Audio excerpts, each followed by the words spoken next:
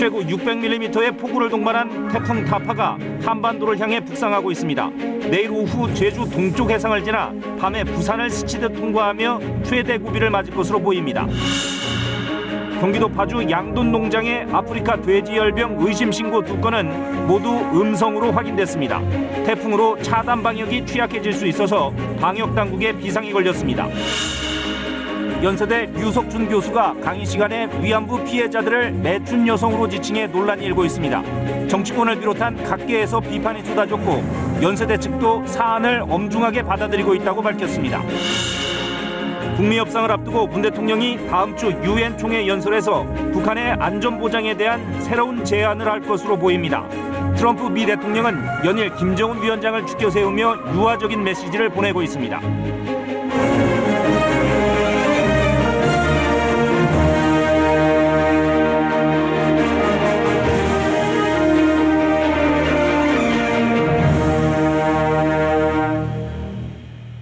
여러분 안녕하십니까? 오늘 9시 뉴스는 태풍 소식으로 시작하겠습니다. 17호 태풍 타파가 우리나라에 바짝 가까워졌습니다. 북상하면서 세력이 점점 더 커지고 있습니다. 제주와 영남 지역 등에 최대 600mm의 폭우가 쏟아질 것으로 보입니다. 강풍도 예상보다 거셀 가능성이 높다는 분석이 나오고 있습니다. 전국이 태풍 영향권에 드는 내일이 고비입니다. 정부도 태풍 위기경보를 관심에서 경계로 높이고 중앙재난안전대책본부 비상 2단계를 가동했습니다. 먼저 이유민 기자가 보도합니다. KBS 재난감시 CCTV에 찍힌 오늘 오후 제주 성산일출봉 인근 모습입니다. 거세진 파도가 태풍에 가까워졌다는 걸 보여줍니다. 바람에 카메라마저 흔들립니다. 위성 영상에도 거대해진 구름대가 제주 해상 쪽으로 올라오는 모습이 확연합니다. 소형급 태풍으로 시작한 태풍 타파는 점점 세지고 있습니다. 발생한 지 이틀 만에 강풍의 반경이 360km에다 시간당 풍속 130km의 강한 중형급 태풍으로 발달했습니다. 태풍은 내일 오후 제주 동쪽 해상까지 올라와 밤에는 부산 앞바다를 지날 것으로 보입니다. 하루 종일 태풍의 영향권에 들 내일이 이번 태풍의 최대 고비라 할 수 있겠습니다. 가장 걱정은 폭우입니다. 최고 600mm의 많은 비가 예상됩니다. 제주와 영남, 강원 영동 지역엔 최고 500에서 600mm의 비가 예보돼 있고 그 밖에 대부분 지역도 적게는 30에서 많게는 120mm의 비가 내릴 걸로 보입니다. 특히 태풍이 지나는 길목에 있는 제주와 부산, 그리고 포항을 비롯한 영남 지역은 침수 피해에 대비해야 합니다. 바람도 당초 예상보다 강하게 불 거라는 분석입니다. 기상청은 제주도와 남해안, 그리고 동해안에 순간 최대 초속 35에서 45m의 매우 강한 바람이 불겠다고 내다봤습니다. 기와가 바람에 날리고 낡은 가옥이 피해를 입을 정도입니다. 태풍 자체의 크기는 물론 링링이 훨씬 더 강하게 발달했었죠. 그렇지만 영향을 받는 그 영향 정도는 이번 태풍이 훨씬 더 광범위하고 강할 가능성이 굉장히 높습니다. 태풍 상륙이 임박해진 만큼 대비를 최대한 서두르고 태풍의 고비가 될 내일은 남부지방을 중심으로 가급적 외출을 자제해야 합니다. KBS 뉴스 이유민입니다. 네, 그럼 태풍이 다가오고 있는 지역 상황을 알아보겠습니다. 먼저 제주를 연결합니다. 자, 이면희 기자, 벌써 비바람이 많이 거세졌군요. 네, 저는 지금 서귀포시 법한포구에 나와 있습니다. 보시는 것처럼 몸이 휘청일 정도로 강풍이 불고 있고요. 현재 빗줄기도 거세지면서 태풍이 점점 다가오고 있음을 느낄 수 있습니다. 제주에 호우경보가 내려진 가운데 오늘 200mm에 이르는 비가 내렸습니다. 특히 시간당 50mm 이상의 폭우도 예보돼 산사태나 하천, 범람과 같은 피해가 없도록 대비하셔야 됩니다.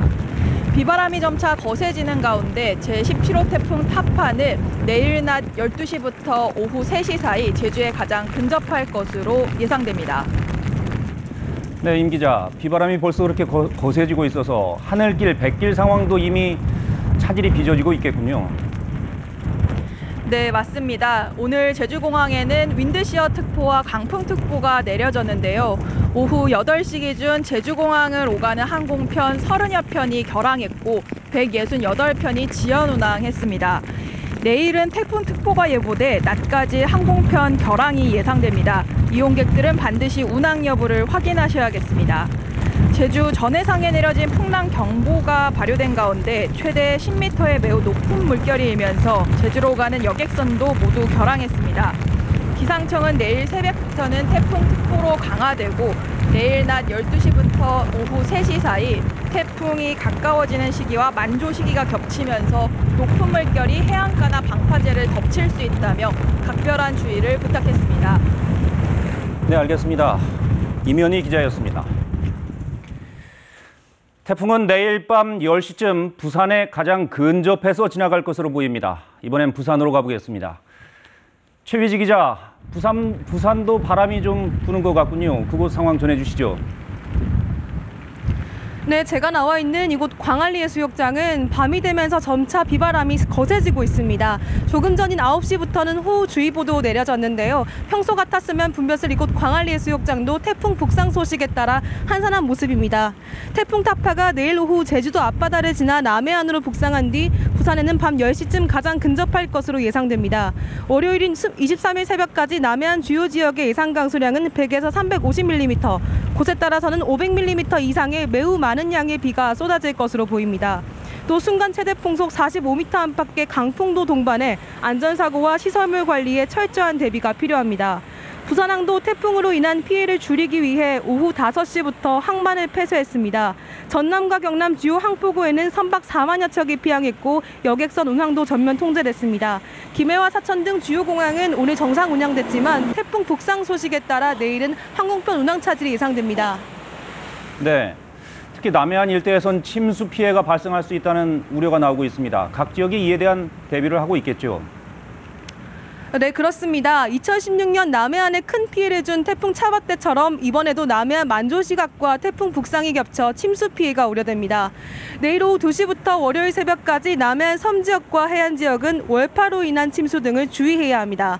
경남 지역은 내일부터 모레 새벽까지 시간당 50mm 이상, 최대 500mm 이상 되는 폭우가 쏟아질 것으로 예보돼 피해를 입지 않도록 단단히 준비하셔야겠습니다. 국립공원인 지리산과 가야산도 오늘 오후부터 입산이 통제되고 있으니 산간 계곡 지역에선 비가 더 오기 전에 안전한 곳으로 피하셔야겠습니다. 침수나 붕괴 피해 등이 발생할 경우를 대비해 집 주변 대피소 위치 등을 미리 파악해 주시는 게 좋겠습니다. 자연재난 대피소의 자세한 위치는 정남 경남도, 부산시 재난상황실과 홈페이지 등에서 안내하고 있습니다. 네, 잘 들었습니다. 최위지 기자였습니다.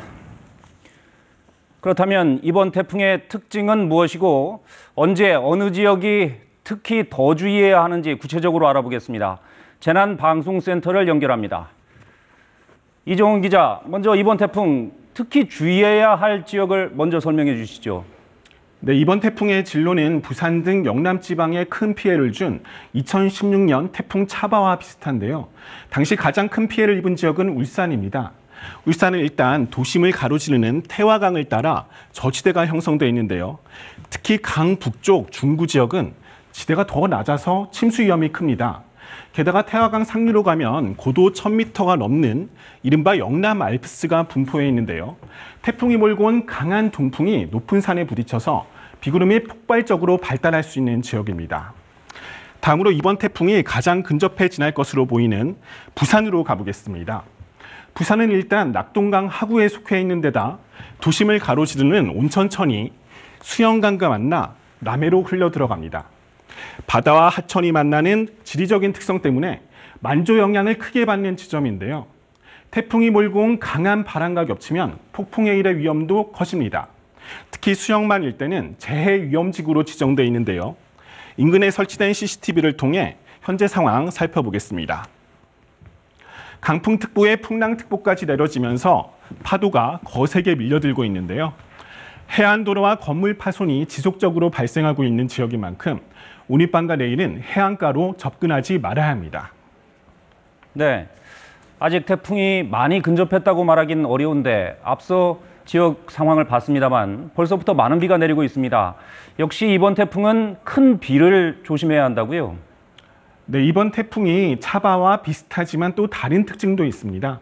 비슷한 위도대에 북상했을 때 두 태풍의 모습을 비교해 봤는데요. 태풍의 위력은 차바가 압도적으로 강했지만 강풍 반경은 타파가 훨씬 큽니다. 위성 영상에 보이는 비구름의 폭도 이번 태풍이 압도적으로 큰 모습이죠. 그만큼 긴 시간 많은 비를 뿌릴 수 있다는 얘기입니다. 네. 그래서 비 피해가 우선 걱정이긴 한데 그래도 태풍은 태풍입니다. 바람은 좀 어떨까요? 네, 바람도 만만치 않습니다. 이미 제주와 남해안에선 순간 초속 20에서 30m의 강풍이 관측되고 있는데요. 내일 태풍 중심이 접근하면 제주와 남해안, 동해안 지역에선 초속 40m 안팎까지 바람이 거세지겠고요. 특히 섬이나 산간 지역, 그리고 고층 빌딩 사이에선 초속 50m, 시속으로는 180km의 돌풍이 불 수도 있습니다. 이 정도면 나무가 뿌리째 뽑히고 약한 건물이 부서질 수 있는 수준입니다. 이렇듯 이번 태풍은 거센 비바람을 몰고 올 전망인데요. 지난 태풍 닝닝 때 강풍 속에 지붕을 점검하던 어르신이 바람에 휩쓸려 숨지기도 했었죠. 이미 제주와 남부지방에선 거센 비바람이 시작됐습니다. 이제는 무리해서 농작물이나 시설물을 점검하기보단 안전한 실내에 머무르시길 당부드립니다. 지금까지 재난방송센터에서 전해드렸습니다. 태풍 타파는 우리나라에 접근하기에 앞서 일본 남서부 지역에 큰 피해를 주고 있습니다. 미야자키현에서 서핑을 하던 한 남성이 숨지고 다른 한 명이 실종됐고 오키나와에선 최소 19명이 다쳤습니다. 도쿄 황현택 특파원입니다. 강한 비바람에 가로수가 뿌리채 뽑혔습니다. 발이 묶인 항공기가 서서히 밀려나고 대형 크레인마저 휘청합니다. 물속에 잠긴 자동차는 지붕만 겨우 보일 정도입니다. 피해는 일본 남단 오키나와에 집중됐습니다.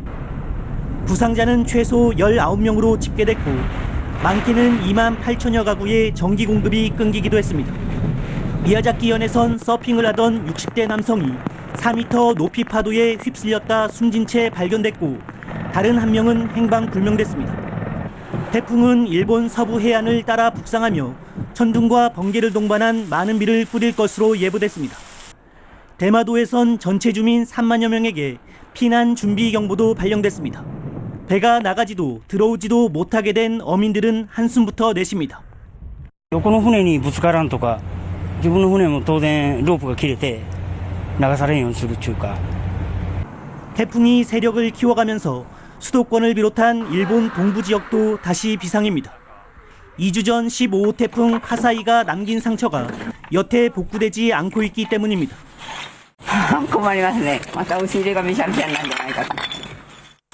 일본 정부는 다음 주 월요일까지 동해 연안을 비롯한 광범위한 지역에서 피해가 예상된다며 각별한 주의를 당부했습니다.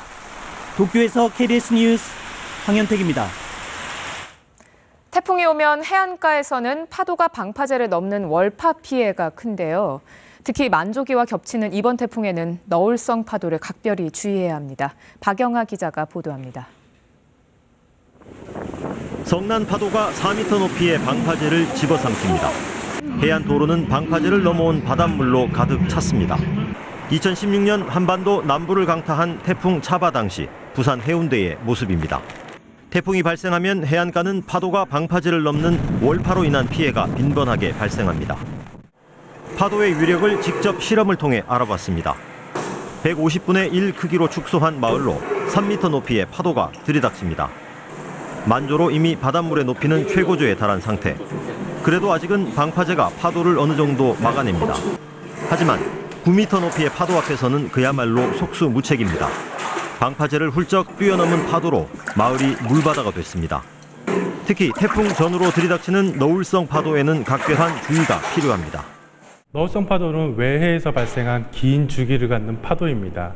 이런 파도는 해안가에서 집초적으로 파도가 오는지 오지 않는지를 판별하기가 무척 어렵습니다. 너울성 파도는 특성상 태풍이 도달하기 전이나 태풍의 영향권을 벗어난 후라고 해도 긴장을 늦춰서는 안 됩니다. 전문가들은 이 시기 방파제나 해수욕장 같은 해안가 주변은 출입을 피해야 한다고 강조합니다. KBS 뉴스 박영하입니다. 이번 태풍이 몰고 올 비구름은 곳곳에 수백 밀리미터의 폭우를 쏟아부을 것으로 보입니다. 집이나 지하시설에 물이 들어차기 시작하면 당황하기 쉬운데요. 침수 시 행동 요령을 이승철 기자가 알려드립니다. 국립재난안전연구원의 침수 상황 실험. 밖에 물이 어느 정도 차오르자 문을 열려고 해도 만만치 않습니다. 여성 같은 경우에는 50cm 정도에서는 불가능, 40cm에서도 불가능. 문을 열어도 밀려드는 물살이 몸을 강타합니다. 문이 확 닫혔을 때 그렇게 되면 2차 피해를 유발하기 때문에.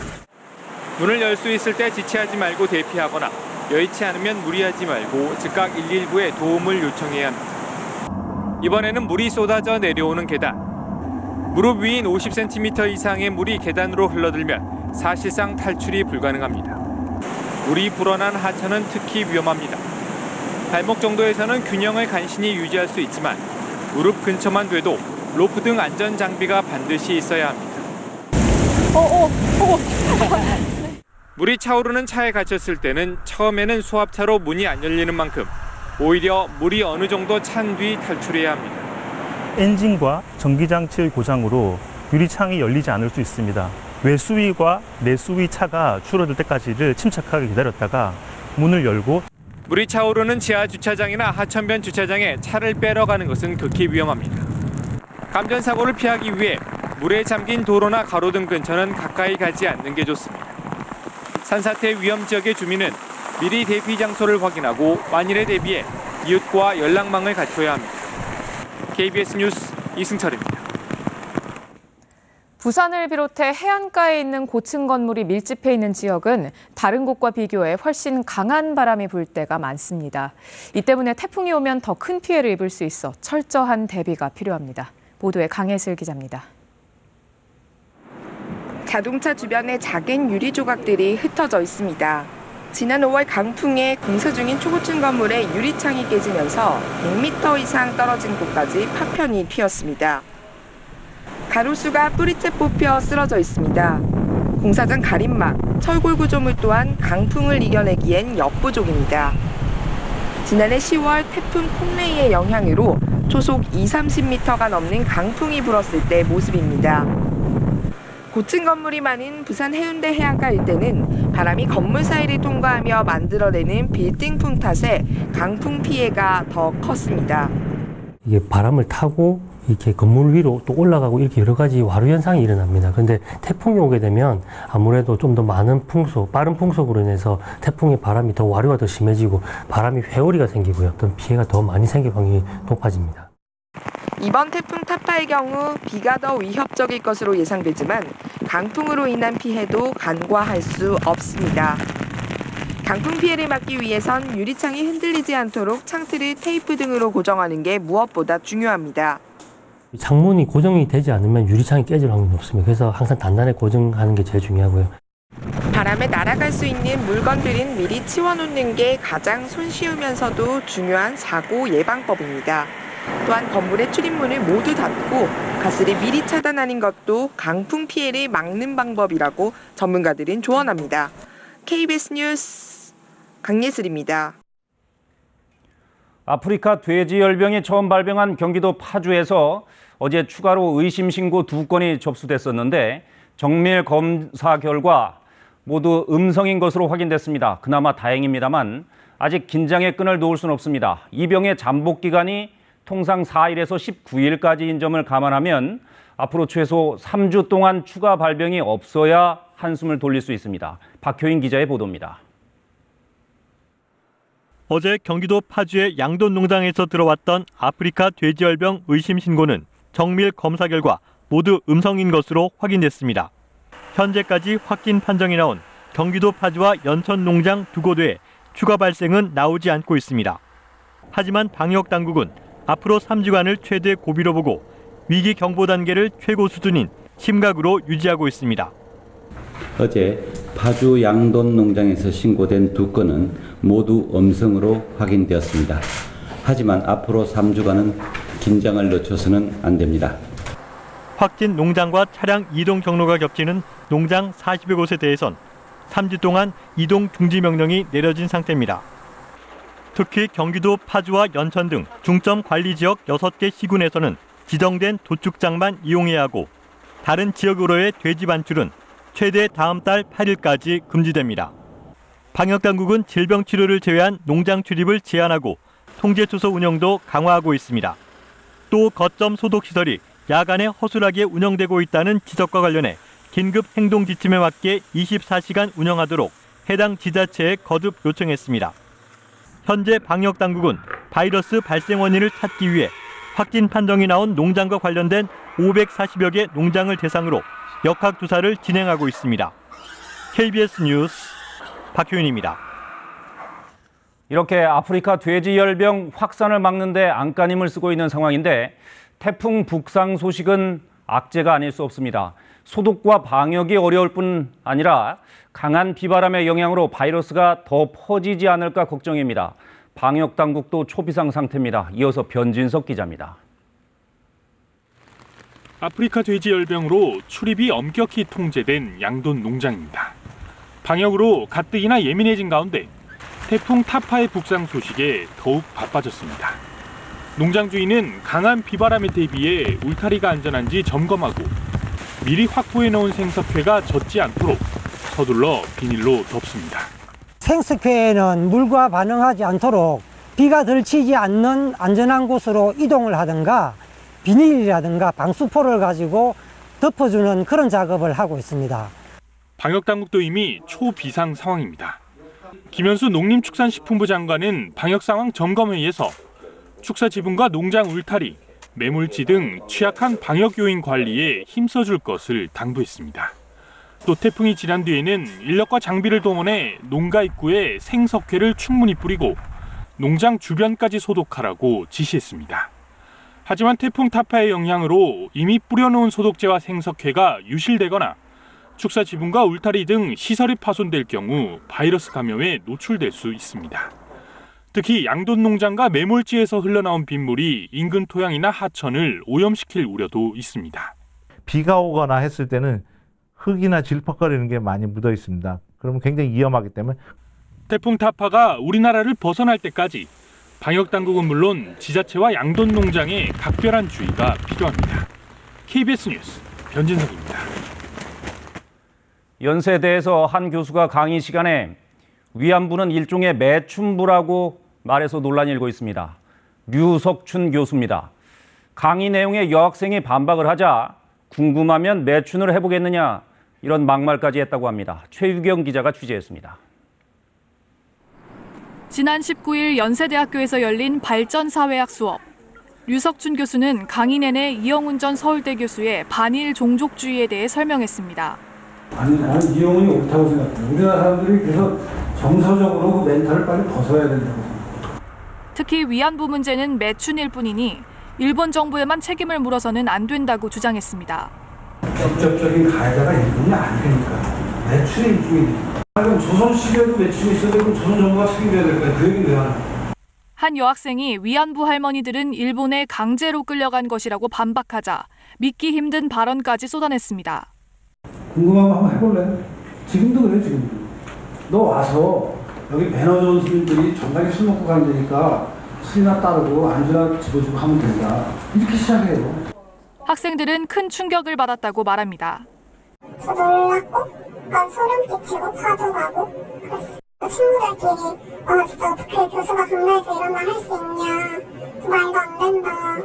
윤미향 정의기억연대 대표 역시 자신의 페이스북을 통해 류 교수가 완전한 허위 사실을 유포하고 있다며 배상을 받아야겠다고 밝혔습니다. 하지만 류 교수는 해당 발언과 관련해 구체적인 답변을 거부했습니다. 연세대학교 측은 이번 일을 엄중하게 받아들이고 있다며 필요하다면 절차에 따라 처리 방안을 마련하겠다고 밝혔습니다. KBS 뉴스 최혜경입니다. 정치권은 일제히 논평을 내고 류 교수의 발언을 비판했습니다. 더불어민주당은 일본 극우 집단에서조차 찾아볼 수 없는 망언이라며 석고 대죄해야 한다고 주장했습니다.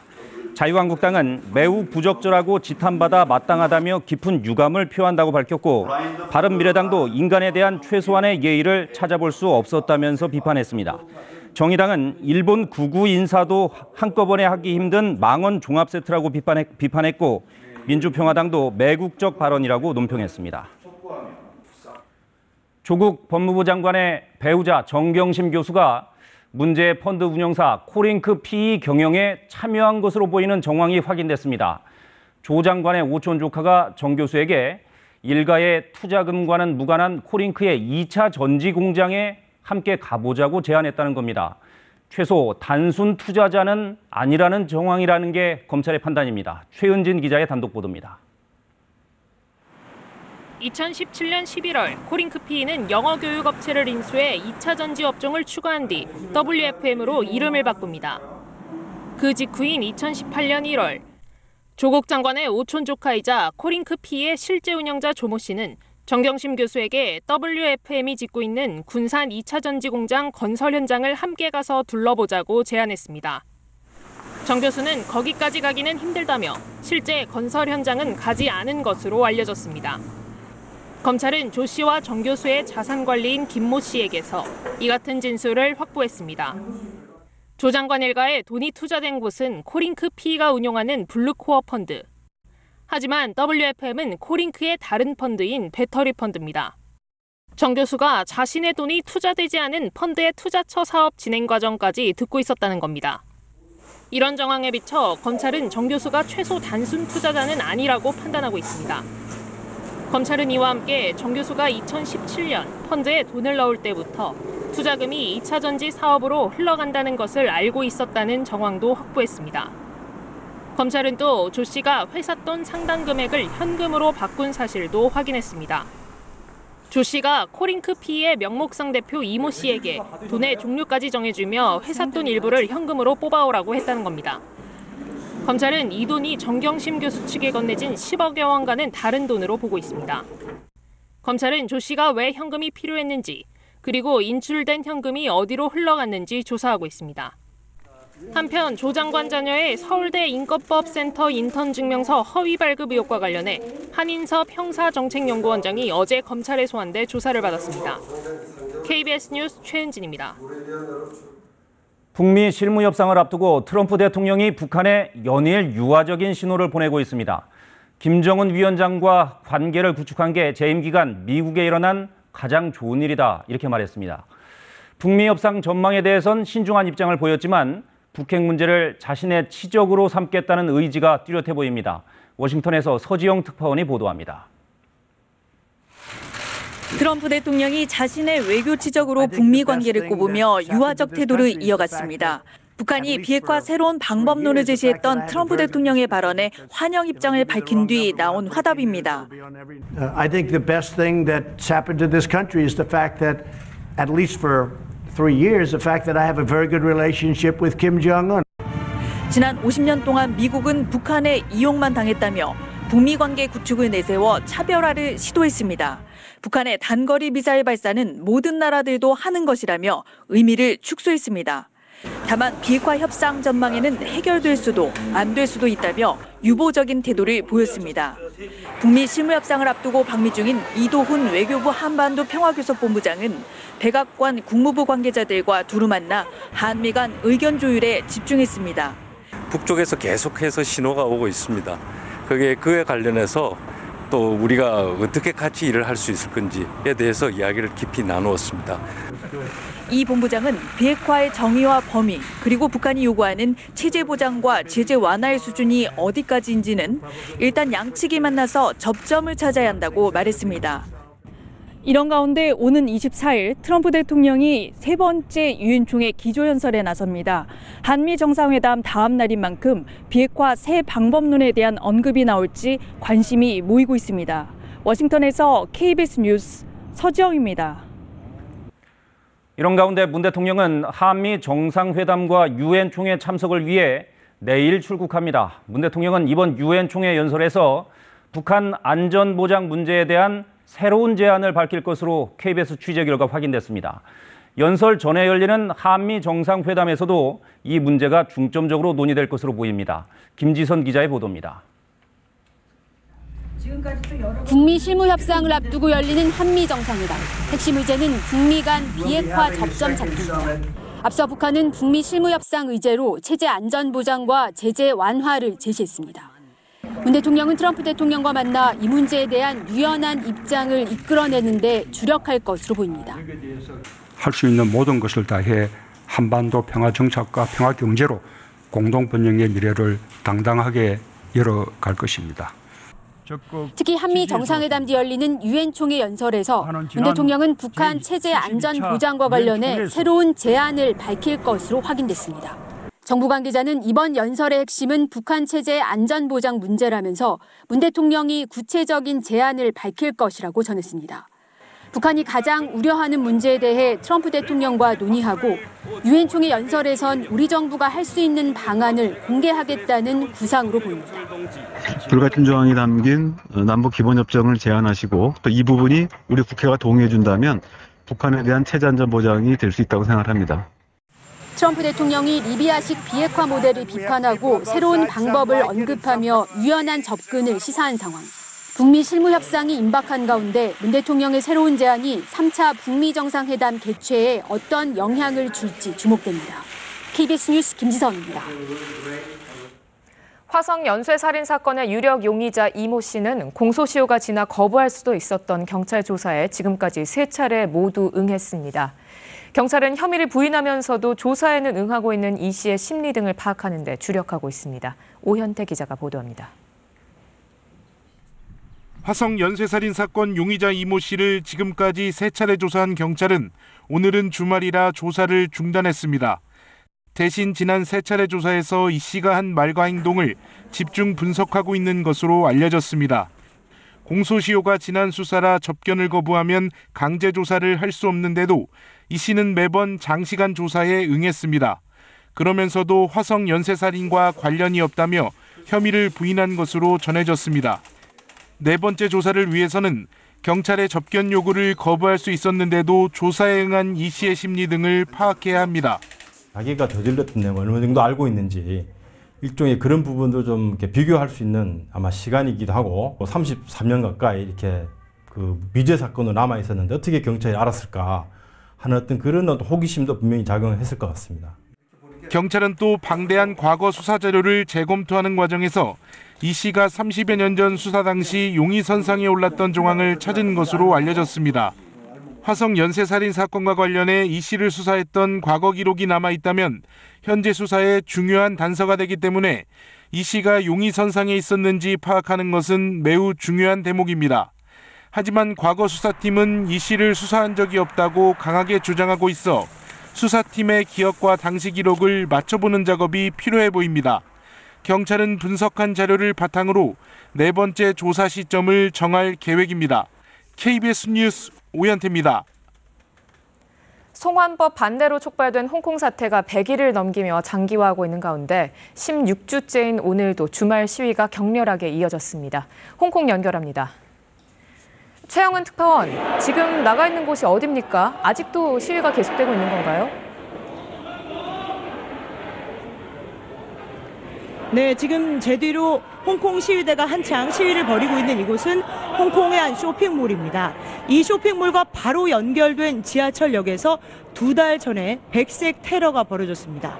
당시에 흰옷을 입은 건장한 남성 100여 명이 시위대뿐 아니라 임산부를 포함한 행인들을 쇠파이프 등으로 공격을 했었는데 2달이 지나도록 이 사건에 대한 경찰 조사가 부실하다. 시위대는 이렇게 주장을 하고 있습니다. 현재 경찰은 이곳의 지하철역을 폐쇄하고 인근 도로도 차단해서 시위대와 경찰의 충돌이 예상되고 있습니다. 네, 오늘 낮 시위 현장에도 있었는데 상당히 격렬했다고요? 네, 그렇습니다. 오늘 툰먼 지역에서 진행된 시위는 당초 경찰이 오후 5시까지 허가한 집회입니다. 그런데 4시가 지나면서부터 시위대와 경찰이 대치를 시작하더니 곧바로 경찰이 최루탄을 동원한 강경 진압을 시작했습니다. 이 시위대는 쓰레기 등에 불을 지르고 바닥에 벽돌을 깨는가 하면 바리케이트를 쌓고 저항을 했습니다. 시위대는 또 정부 건물 국기 개양대에 걸린 중국 국기 오성 홍기를 끌어내서 불태워버렸습니다. 이 시위대는 지난주에도 오성 홍기를 불태우면서 반중 정서를 강하게 드러낸 바 있습니다. 내일 낮에는 홍콩공항을 또다시 마비시키겠다고 예고한 상태인데요. 공항 내 시위를 법원이 금지한 상황에서 공항과는 교통편을 차단하겠다는 것인지 등 구체적인 방법은 철저하게 비밀에 붙여지고 있습니다. 중국 본토에서 공들여 준비하는 신중국 창립 70주년 기념일인 10월 1일까지는 주말이 2번 남았는데 절대 조용히 보내지 않겠다 이런 상태여서 내일도 홍콩 시위는 격렬할 것으로 보입니다. 네, 홍콩에서 최영은 특파원이었습니다. 자유한국당이 조국 법무부 장관 임명을 규탄하는 집회를 서울 광화문 광장에서 열었습니다. 집회 참가자들은 조국 장관 문제가 권력형 게이트로 가고 있다고 주장한 뒤 청와대 방향으로 행진했습니다. 더불어민주당은 자유한국당이 민생을 돌보지 않고 장외투쟁만 하고 있다고 비판했습니다. 오늘 오후 3시쯤 서울 명일동 주택가에서 60대 여성 김모 씨가 운전하던 승용차가 갑자기 후진해 여성 4명을 치었습니다. 이 사고로 77살 김모 씨가 크게 다쳐 병원으로 옮겨졌지만 숨졌고 다른 여성 3명도 다쳐 치료받고 있습니다. 소방당국은 폐쇄로 TV 등을 통해 급발진 여부 등을 조사할 예정입니다.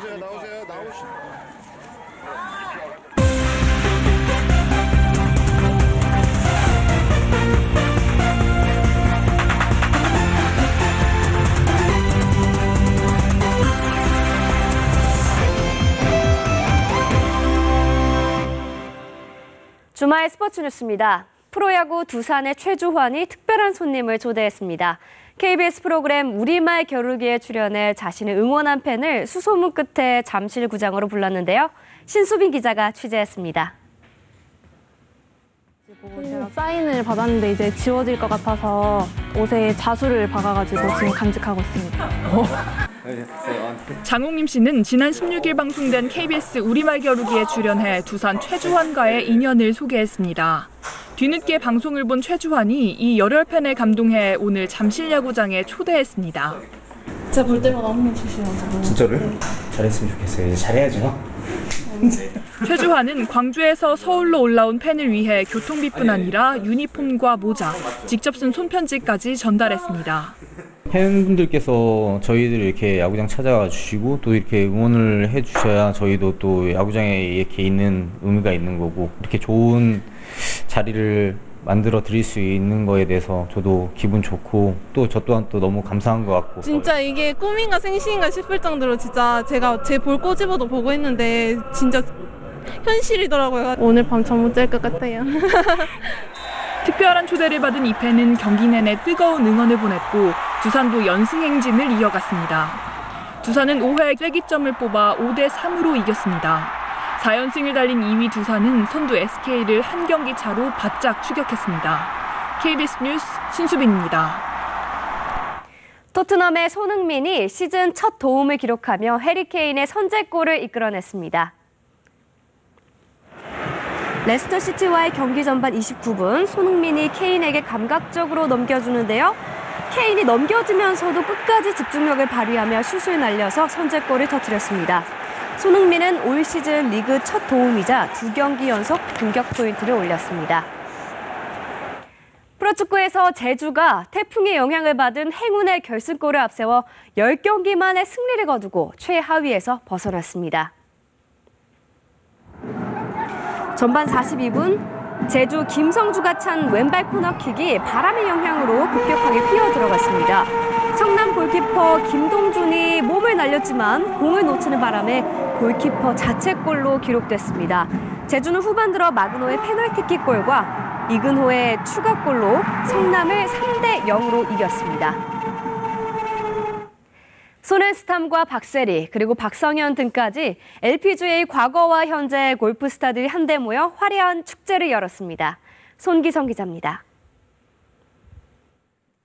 메이저 10승을 포함해 LPGA 통산 72승의 전설적인 스타 아니카 소렌스탐, 한국 여자 골프의 살아있는 전설 박세리, 현 LPGA 세계 랭킹 2위의 박성현까지 이름만 들어도 흥분되는 LPGA의 과거와 현재를 대표하는 8명의 전설들이 한자리에 모였습니다. 대회 첫날인 오늘은 은퇴 선수와 현역 선수들이 2인 1조로 경기를 펼치는 포섬 스트로크 매치로 진행됐습니다. 포섬이랑 같은 조의 2명이 한 개의 공을 번갈아 가면서 한 번씩 쳐서 스코어를 적어내는 방식입니다. 소렌스탐과 찰떡궁합을 선보인 박성현은 우상과도 같았던 선배들과의 라운딩이 아직도 믿기지 않습니다. 정말 믿기지 않을 라인업이잖아요. 어렸을 때 박세리 프로님 사인을 이렇게 코팅해서 방에 두고 이렇게 매일 보면서 연습을 또 했었고요. 첫 홀부터 티샷을 경기구역 밖으로 내보내 체면을 구겼던 박세리는 정교한 퍼팅으로 실수를 만회했습니다. 첫날 포섬 스트로크 경기에선 박성현 소렌 스탐조가 2오버파로 우승을 차지했습니다. 대회 두 번째 날인 내일은 현역 선수 4명이 스킨스 게임을 펼쳐 상금 1억 원을 강원도 산불 이재민 돕기에 기부할 예정입니다. KBS 뉴스 손기성입니다. 앞선 현장 연결해서 보셨듯이 태풍이 북상함에 따라 제주도와 해안 지역엔 바람이 강해지고 있습니다. 이번엔 기상센터 연결해서 현재 태풍 상황과 앞으로의 전망 살펴보도록 하겠습니다. 오수진 기상캐스터, 현재 태풍 타파 어디쯤 위치해 있나요? 네, 현재 17호 태풍 타파는 서귀포 남남서쪽 약 560km 부근 해상에서 북상을 하고 있습니다. 이 태풍의 에너지원인 바다의 수증기를 꾸준하게 공급받으면서 세력도 강해지고 이동 속도도 빨라지고 있는데요. 강한 중형급 태풍으로 현재 시속 22km의 속도로 이동을 하고 있습니다.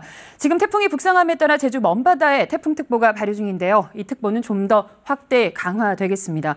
태풍의 진로는 이렇습니다. 북태평양 고기압의 가장자리를 따라 이동하겠습니다. 내일 아침에는 제주도 부근으로 바짝 다가서겠고 예상대로라면 내일 저녁쯤에는 부산 부근 해상을 통과해 동해상으로 빠져나가겠습니다.